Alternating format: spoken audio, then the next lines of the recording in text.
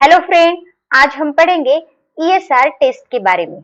ESR test होती क्या है, यह क्यों की जाती है, इसका प्रिंसिपल क्या होता है, रिक्वायरमेंट क्या चाहिए होते हैं और यह क्यों की जाती है, ये सब जानेंगे हम आज के वीडियो में। ईएसआर मतलब इरिथ्रोसाइट सेडिमेंटेशन रेट। इरिथ्रोसाइट मतलब होता क्या है? इरिथ्रोसाइट मीन्स हमारे ब्लड में जो आरबीसीज होते हैं उनका ब्लड में ही सेटल डाउन होने का जो रेट होता है उस रेट को ईएसआर कहा जाता है। जानते हैं ईएसआर का प्रिंसिपल। ईएसआर टेस्ट करने के लिए कौन सा प्रिंसिपल होता है? When an anticoagulant is added to blood and this well mixed venous blood is placed in vertical tube, erythrocytes tend to settle toward bottom, leaving clear plasma on a top. होता क्या है, जब हम हमारे venous blood में anticoagulant mix करते हैं और उसे वर्टिकल ट्यूब में प्लेस कर देते हैं कुछ स्पेसिफिक टाइम के लिए, आफ्टर कुछ specific time erythrocyte tend settle toward bottom. ये क्या करते हैं? बॉटम की ओर सेटल हो जाते हैं और ऊपर की ओर क्लियर प्लाज्मा छोड़ देते हैं या वहां लीव कर देते हैं। यह उसका प्रिंसिपल होता है। This rate of sedimentation of red blood cell, ये जो रेट होता है इरिथ्रोसाइट का और रेड ब्लड सेल्स का सेडिमेंट होने का मतलब सेटल डाउन होने का, in a given interval time, जो इंटरवल टाइम दिया है उस टाइम में जो रेट होता है रेड ब्लड सेल का सेटल डाउन होने का, उस टाइम को इरिथ्रोसाइट सेडिमेंटेशन रेट कहा जाता है। फिर से बताती हूँ, जब हम एंटीकोगुलेंट ऐड करते हैं हमारे वेनस ब्लड में और उसे प्लेस कर देते हैं वर्टिकल ट्यूब में, कुछ टाइम के बाद मतलब स्पेसिफिक टाइम के बाद, इरिथ्रोसाइट सेडिमेंटेशन के लिए स्पेसिफिक टाइम होता है 1 आवर का। 1 आवर के बाद इसमें जो इरिथ्रोसाइट होते हैं मतलब आरबीसीज होते हैं वह सेटल डाउन होते हैं या बॉटम की ओर लीव कर जाते हैं। इस टाइम को, जिस टाइम में उन्होंने सेटल डाउन किया है उस टाइम को इरिथ्रोसाइट सेडिमेंटेशन रेट कहा जाता है। देन इरिथ्रोसाइट सेडिमेंटेशन के लिए 1 घंटा लगता है या 1 आवर लगता है। इसे हम 3 स्टेजेस में ऑब्जर्व कर सकते हैं। फर्स्ट जो स्टेज होती है, फर्स्ट 10 मिनट। 1 आवर में से जो फर्स्ट 10 मिनट होते हैं उसमें आरबीसीज या ब्लड के साथ क्या होता है? It is initial period of aggregation during which rouleaux are form and the sediment rate is low. यहाँ सेडिमेंटेशन रेट जो होता है वह लो होता है और रोलेक्स फॉर्म होता है। रोलेक्स मतलब क्या? वह सर्कल होता है जहां से इरिथ्रोसाइट सेडिमेंट होने के लिए स्टार्ट हो जाते हैं। देन नेक्स्ट 40 मिनट्स में क्या होता है? नेक्स्ट 40 मिनट्स में it is a period of fast setting. Fast setting का यह पीरियड होता है। Sedimentation occur at a constant rate during this period.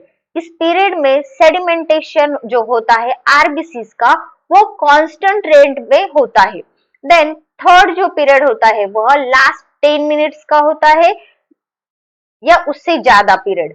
The sedimentation again slow as it is the final period of packing of cell.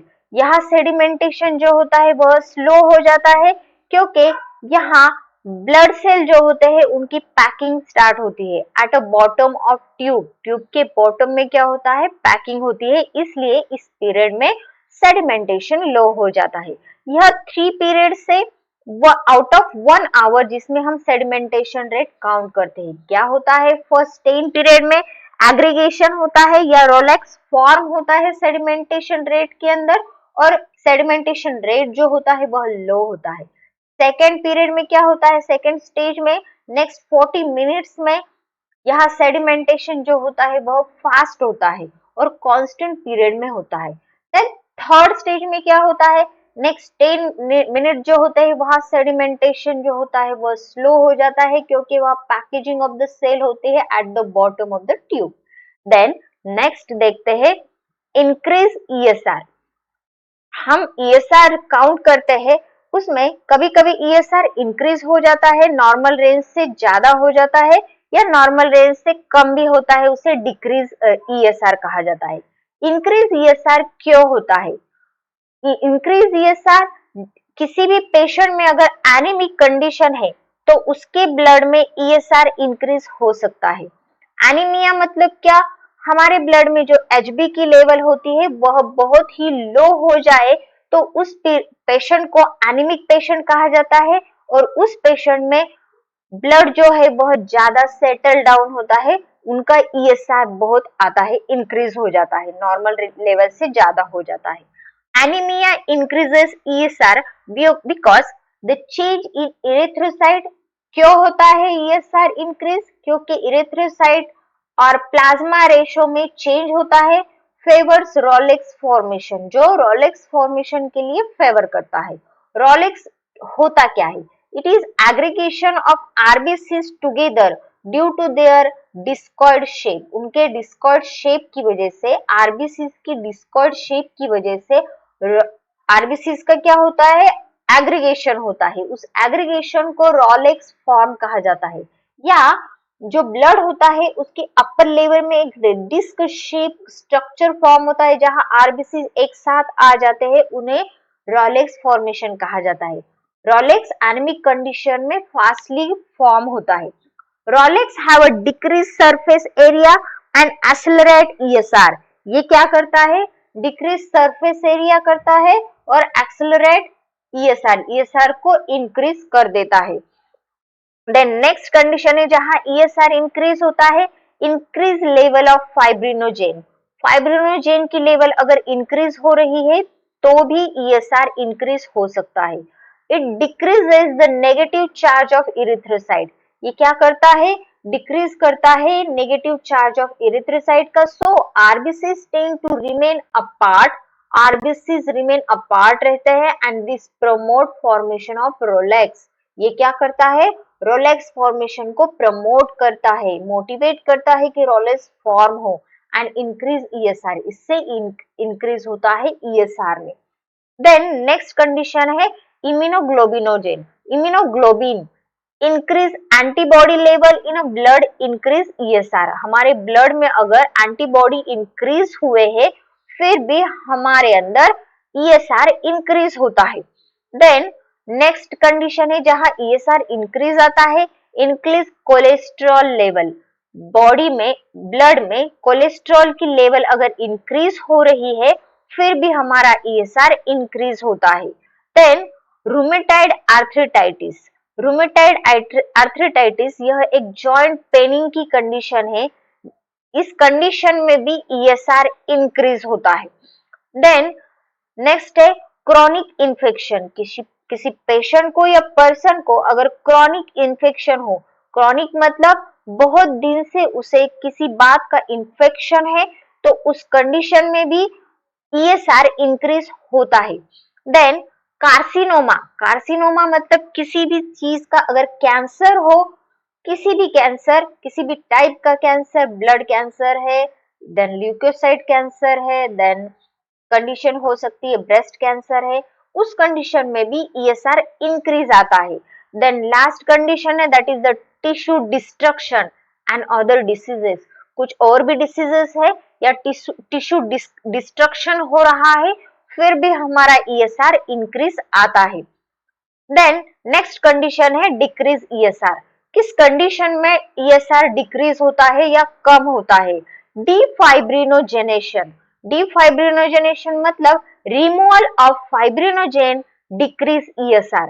Fibrinogen blood का clot करने वाला जो factor होता है वह अगर रिमूव हो जाए फिर भी ESR डिक्रीज होता है। देन नेक्स्ट कंडीशन है increase albumin and lecithin in a blood. Blood में एल्ब्यूमिन या लेसिथिन इंक्रीज हुआ फिर भी डिक्रीज होता है ESR। एबनॉर्मल और सिकल शेप RBCs। RBCs का शेप डिस्कॉइड शेप होता है, वह अगर एबनॉर्मल हो जाए या सिकल शेप के हो जाए, जिसे हम स्टार्टिंग का मून कहते हैं, या ऐसे सिकल शेप कंडीशन में अगर आरबीसी का शेप हो रहा है, फिर भी ईएसआर डिक्रीज हो जाता है। देन abnormal और irregular shape of RBCs lower the ESR. abnormal और irregular shape हो रहा है RBCs का, फिर भी ESR की लेवल लो हो जाती है। लास्ट कंडीशन है that is the congestive heart failure. Congestive heart failure के कंडीशन में भी हमारा ईएसआर जो होता है वह डिक्रीज हो जाता है। देन हम देखते हैं method of ESR estimation. ESR के एस्टिमेशन के कौन कौन से मेथड्स होते हैं या कौन से टाइप से हम ईएसआर एस्टिमेट करते हैं।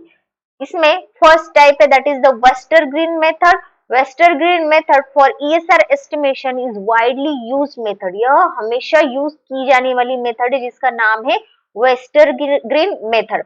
और नेक्स्ट मेथड जो होती है वह वेंट्रोब मेथड होती है। Wintrobe method is also use for ESR determination. ESR के डिटर्मिनेशन में विंट्रोब मेथड भी यूज की जाती है। Wintrobe tube is smaller than Westergren tube. यह डायग्राम है, देखिए फ्रेंड्स। वेस्टरग्रीन ट्यूब जो लंबी होती है और Wintrobe tube as compare to Westergren tube यह बहुत ही छोटी होती है। इन दोनों में अगर डिफरेंस देखेंगे तो विंट्रोब ट्यूब जो होती है वह ईएसआर और PCV that means packed cell volume इनके काउंट करने के लिए, दोनों के काउंट करने के लिए यह यूज की जाती है। इस पे दो मार्किंग होते हैं, एक ऊपर से नीचे की ओर। ऊपर से नीचे की ओर जो मार्किंग होती है वह 0 to 10 मार्किंग होती है और नीचे से ऊपर की ओर जो मार्किंग होती है वह 0 to 10 होती है। मतलब सेम मार्किंग होती है, लेकिन ऊपर से नीचे की ओर जो मार्किंग होती है फ्रेंड्स वह होती है ईएसआर एस्टिमेशन के लिए। और नीचे से ऊपर 1 to 10 जो मार्किंग है या 0 to 10 मार्किंग जो है वह पैक्ड सेल वॉल्यूम के लिए या पीसीवी के लिए होती है। यह जो ट्यूब होती है यह वन साइड ओपन होती है, मतलब ऊपर के साइड ओपन होती है और नीचे की साइड में क्या होती है, यह क्लोज होती है। और उनका भी एक स्टैंड होता है, विंट्रोब ट्यूब स्टैंड जिसे कहा जाता है। वेस्टरग्रीन ट्यूब का क्या होता है, इसके दोनों साइड ओपन होते हैं और उसके ऊपर 1 to 200 की मार्किंग होती है। यह एक पिपेट की जैसी लंबी ट्यूब होती है जिसमें 200 तक की मार्किंग होती है ऊपर से नीचे की ओर, और यह सिर्फ और सिर्फ ईएसआर काउंट करने के लिए यूज की जाती है। ओके, यह डिफरेंस होता है वेस्टरग्रीन और विंट्रोब ट्यूब में। इसमें दोनों साइड ओपन है, विंट्रोब ट्यूब में एक साइड सिर्फ ओपन है, एक साइड क्लोज होती है। देन नेक्स्ट है material required for the ESR. ESR के लिए कौन से मटेरियल चाहिए होता है। फर्स्ट है वेस्टरग्रीन ट्यूब और विंट्रोब ट्यूब। मैंने जो आपको अभी दो ट्यूब बताए वेस्टरग्रीन एंड विंट्रोब, इन दोनों में से कोई भी एक ट्यूब इसमें चाहिए होती है। देन नेक्स्ट है एंटीकोगुलेंट। एंटीकोगुलेंट चाहिए होता है 0.1 molar sodium citrate. 0.1 molar sodium citrate anticoagulant use किया जाता है वेस्टरग्रीन या विंट्रोब ट्यूब के ईएसआर के मेथड के लिए। Then in modified Westergren method में ईडीटीए भी एज ए एंटीकोगुलेंट यूज किया जाता है। ओके, ये है material required for the ESR. Then हम अब देखते हैं procedure for ESR estimation. ESR estimate करने के लिए कौन सी प्रोसीजर फॉलो की जाती है। We draw 4 ml of venous blood. Venous blood हमें कलेक्ट करना है। उसके बाद mix exactly 10 ml of sodium citrate with 4 ml of venous blood in a tube. Tube में 10 ml सोडियम साइट्रेट लेना है और 4 ml वेनस ब्लड लेना है। उसके बाद inverted the tube 2 to 3 time, उसे मिक्स कर देना है thoroughly with the anticoagulant. Fill the Westergren tube. Westergren tube इस तरह से फिल करनी है हमें with this anticoagulated blood till the 0 mark. 0 mark तक उसे फिल कर देना है। और रैक में, उसकी जो रैक होती है उसमें हमें क्या कर देना है, अनडिस्टर्ब कंडीशन में रूम टेम्परेचर पे away from the sunlight, sunlight उस तक ना पहुंचे ऐसे हमें उसे स्टैंड कर देना है वर्टिकल वे में। Then take the reading exactly after 1 hour. 1 hour के बाद क्या करना है, इसकी रीडिंग नोट डाउन करनी है हमें। Record in millimetre from top surface of a column, top surface से तो नीचे तक क्या करना है, मिलीमीटर में यह रीडिंग हमें रिकॉर्ड करनी है। फॉर आरबीसी सेडिमेंट, जो आरबीसी सेडिमेंट हो रहे हैं उसकी रीडिंग हमें मिलीमीटर में लेनी है। नेक्स्ट जो मेथड होती है फ्रेंड, वह विंट्रोप ट्यूब की होती है। Wintrobe tube same like Westergren tube होते हैं, मैंने आपको बताया है, लेकिन उसकी एक साइड जो होती है वह क्लोज होती है इस तरह। इसे भी फील किया जाता है एंटीकोगुलेटेड ब्लड से, जो पाश्चर पिपेट के हेल्प से हम क्या करते हैं, यह ब्लड फील करते हैं। और ब्लड फील करने के बाद इसे भी 1 घंटा ऐसे ही वर्टिकल वे में रख देते हैं एट अ रूम टेम्परेचर, जहां सनलाइट ना पहुंचे, ऐसे हम इसे खड़ा कर देंगे। और एग्जैक्टली आफ्टर 1 आवर क्या करेंगे, रीडिंग नोट डाउन करेंगे। रीडिंग नोट डाउन करते वक्त ऊपर से नीचे की ओर रीडिंग लेना है। जो भी प्लाज्मा हमें दिखाई दे रहा है, इस तरह से प्लाज्मा यहाँ से यहाँ तक कितने यूनिट हो रहे हैं, यह हमें सिर्फ नोट डाउन करना है। अगर यहाँ 0 मार्क है तो 0 से 10, 20, 40 इस तरह से हमें वह रीडिंग नोट डाउन करनी है। जो भी रीडिंग यहाँ दिखाई देती है वह मिलीमीटर में नोट डाउन करना है। इसका रिजल्ट जो दिया जाता है फ्रेंड, वह नॉर्मल वैल्यू जो होती है वो ऐसी होती है। फीमेल में नॉर्मल वैल्यू अंडर 50 इयर्स की अगर फीमेल है तो उसमें ESR 20 mm पर आवर होता है, मिलीमीटर पर आवर। देन अबाव 50 ईयर अगर वुमेन है, फीमेल अगर 50 ईयर से ज्यादा है तो 30 mm पर आवर उसका ESR होता है। मेल में अंडर 50 ईयर से अगर कम है तो 15 mm per hour, 15 mm per hour उसका ESR होता है, जो नॉर्मल होता है। अबाव 50 ईयर से अगर ज्यादा हो रहा है तो 20 mm पर आवर उसका ESR नॉर्मल है। ये जो नॉर्मल रीडिंग से फ्रेंड, यह 0 to 20 नॉर्मल होते हैं, मतलब 0 भी आ रहा है फिर भी नॉर्मल है, और 20 तक आ रहा है फिर भी नॉर्मल होता है। ये हुए नॉर्मल रेंज। अब देखते हैं उसके clinical application of the ESR। ESR test doctor mostly separate test करने के लिए नहीं कहते हैं, हीमोग्राम के साथ ही यह टेस्ट की जाती है, और यह सपोर्ट करता है अदर क्लिनिकल कंडीशंस को, उन्हें क्या हुआ है यह सपोर्ट देने के लिए। Okay, ESR test is non specific, यह स्पेसिफिक टेस्ट नहीं है कि इसी डिसीज के लिए हम ESR करते हैं, ऐसा कुछ भी नहीं है। यह टेस्ट सिर्फ सपोर्ट करता है। Although it is used as a indication, यह इंडिकेशन करता है प्रेजेंस ऑफ द डिसीज का, डिसीज है या नहीं यह इंडिकेट करता है। ESR value increase during rheumatoid arthritis, संधिवात जिसे हम कहते हैं, उस डिसीज में ESR इंक्रीज होता है। Chronic infection, carcinoma, tissue destruction, nephritis, nephritis मतलब इन्फ्लेमेशन है, इन्फेक्शन है हमारे नेफ्रॉन में, किडनी का जो फंक्शनल ऑर्गन है नेफ्रॉन, उसमें अगर इन्फेक्शन है फिर भी ESR क्या होता है, इंक्रीज होता है।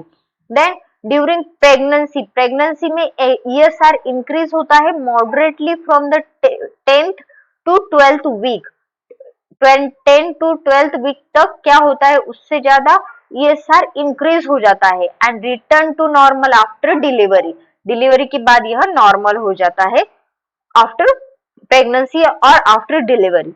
ESR वैल्यू डिक्रीजेस, डिक्रीज कब होता है, in sickle cell anaemia, sickle cell anaemia में डिक्रीज होता है, एंड कंजेस्टिव हार्ट फेल्यूर में भी ESR नॉर्मल लेवल से कम हो जाता है।